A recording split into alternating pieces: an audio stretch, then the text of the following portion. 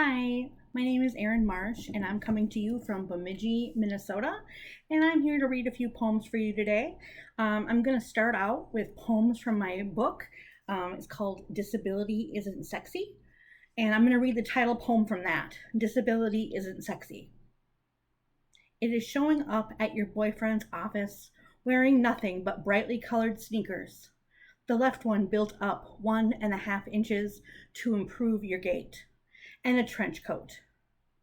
Your flowered cane is propped against the wall because you need both hands to unbutton the coat, reveal your naked body, matching tagles of scars at the hips, raise blooms to set off pale, freckled skin. It is being unable to grab your lover's hand, walk side by side to your apartment door, holding hands, the physical connection of his fingers covering yours turns violent. Limping tosses your body away from his. Now the purpose of his grasp is to keep you upright, on equal footing. It is equipment. If it weren't for the blue four-wheeled walker, complete with black plastic seat in case you tire, and your bouquet of multicolored canes, you would have been able to fit a king-size bed. When he enters the bedroom, the red scarf you've draped over the lamp doesn't fool him. He tells you it still looks like a hospital room. When you display your naked body across the quilt, he tells you it still feels like he's bedding someone's grandmother. And then I'm going to read you a selection of newer poems, hopefully to come in another collection soon. So here it is.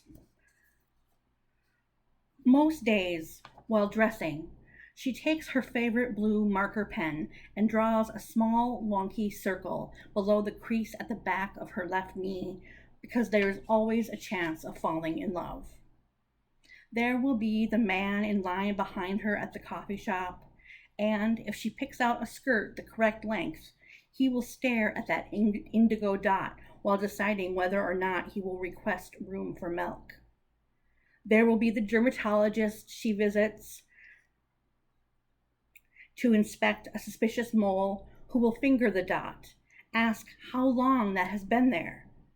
She learned at 12 years old, when her doctor's concerns filled the space in her brain where a father's love usually resides, that she needs something about her to be a little bit off.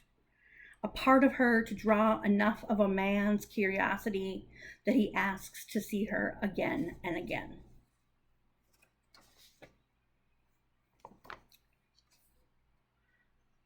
I do not have time to sit and fold construction paper into origami boxes where I would place my fingernail clippings, then leave them in my beloved's briefcase. Force contemplation of my DNA, my presence, even as he explains spreadsheets, graphs, and distribution.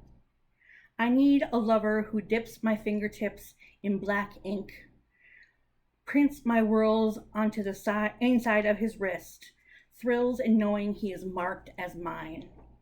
If I am smudged or washed into the bathroom sink, he will send me a text. Do not forget to pick up ink. My next collection is going to be a collection of little strange love poems. So that's why I'm reading those today. So here's another one. It is when my beloved brushes away the flakes of dry skin I leave behind on his fully moisturized lips. I finally reveal to him the white ceramic heart-shaped box I keep in the bottom drawer of the gold-flecked bathroom vanity. I tell him how I spend 15 minutes every day exfoliating my lips with a soft toothbrush, a tissue laid out before me like a placemat to catch DNA-laden slivers of skin from my mouth to collect in the felt-bottomed container. I tell him how I use this stash to line his briefcase and the underside of his paisley tie, sprinkle myself into each of his days. I'm afraid this will frighten him, that all day he will check his clothes for traces of me, itch at the thought of my lingering, even during important budget meetings like tenacious lice on the family dog. I beg him to forgive me, to understand that my love for him has grown so unwieldy, I must break it apart, find somewhere else to keep them other than my heart.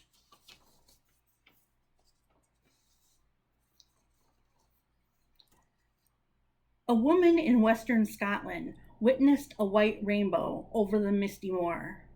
She felt she had somehow cheated when she had to squint to see the faint arc fringed with red on the outside and blue on the inside, an intentional smudge on the glass of the foggy morning. Before he left for work, her husband gave her an energetic kiss and murmured into her cheek how he had caught a glimpse of her berry-smeared lips and had to taste them. When she texted him a pic of the white slash across the foggy morning, he texted back, "What is this?" That night, she played a TED Talk on white rainbows, turned the volume up on the part about how they are caused by the small droplets of rain inside a fog or cloud, making the colors appear weak or non-existent. As he slept, she sprinkled an assortment of red and blue sequins onto the hem and neckline of her plain white nightgown. He could not keep his hands to himself at breakfast. "I look the same as always," she said, a bottle of OJ in her hand. "No," he said, "something is very different." And this is the title poem of my second collection. It's called "I May Never Be Able to Stop Writing Love Poems." I may never be able to stop writing love poems, even if you demand it of me. Even if you have sealed off your mail slot with duct tape, snuck into my bedroom and deleted your number and address from my iPhone, bought up all the postage stamps from the grocery store 2 blocks from my apartment, disabled comments for all your social media accounts. Even if you no longer love me, I would want to write anything but a love poem. My fingers, though, are used to you. The tips turn purple, ache with an unnerving tingle, relieved only when I write poems, and mail them to a private P.O. box. I tear the envelopes open right there in the lobby, pull out reams of U-shaped paper dolls, weep. And I will finish with a poem, another poem from my collection, "Disability Isn't Sexy." And this poem, it's kind of a more funny one. So, "You could easily pick me out of a police lineup, but you won't, will you?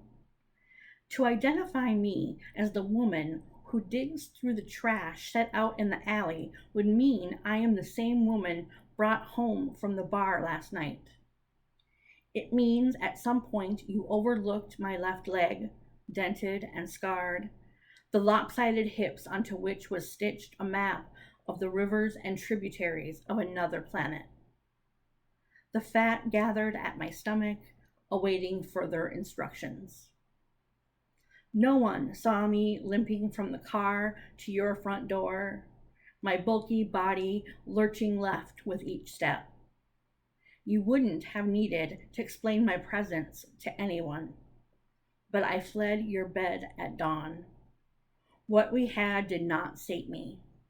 I woke the neighbors as I foraged for love in your garbage can, frantically digging, tipping it over, like a raccoon scurrying away as back porch lights switched on, making do with whatever bits I managed to snatch." Thank you, and I thank you all for watching. Bye.